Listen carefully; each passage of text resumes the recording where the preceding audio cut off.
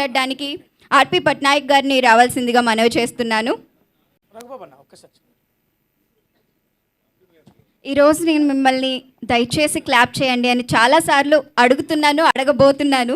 మీరు కోపం తెచ్చుకోకుండా కొంచెం చప్పట్లు కొట్టవలసిందిగా మనవి చేస్తున్నాను. థ్యాంక్ యూ సో మచ్ అండి. ఈ హాల్లో ఇంత క్రౌడ్ నేను ఎప్పుడు చూడలేదు. అదే బ్రహ్మానందం గారు. సింపుల్ ఒక మాటలో చెప్పాలంటే మా శ్రీని అంటే తన సర్కిల్, అలాగే ఫ్రాంక్గా నేను ఏ ఫంక్షన్కి వచ్చినా నేను ఒక్కడనే వస్తా, అలానే మా పిల్లలు వస్తా ఉన్నారు నాతో పాటు. ఎందుకంటే బ్రహ్మానందం గారి ఫంక్షన్ మేము వస్తామని వచ్చారు. That's the beauty sir. నాకు తెలిసి అందరూ అలాగే వచ్చి ఉంటారు ఇక్కడ చాలామంది. ప్రత్యేకంగా ఒక మనిషి నవ్వితే తన ఆయుష్ పెరుగుతుంది అంటారు. ఇలాగా మన తెలుగువారు అందరి ఆయుష్ను పెంచి ఆ అదృష్టం సంపాదించుకున్న బ్రహ్మానందం గారికి తెలుగువారు అందరి తరపున thank you sir, thank you. ఎందుకంటే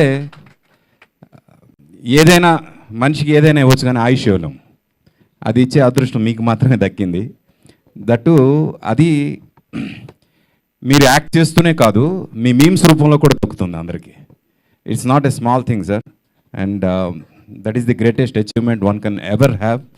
అండ్ నాకు తెలిసి మీరు చూసిన హైట్స్ ఇంకెవరు చూసే అవకాశం లేదు. అండ్ మీరు చాలామందికి ఆదర్శం, చాలామంది నటులకు ఆదర్శం, చాలామంది కమెడియన్స్కి ఆదర్శం.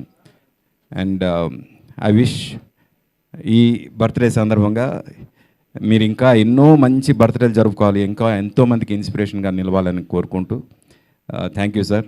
అలాగే చీఫ్ గెస్ట్గా వచ్చిన RRR గారికి ప్రత్యేకంగా thank you sir, thank you very much. Thank you, thank you. Thank you, sir. Thank you so much for your valuable words. So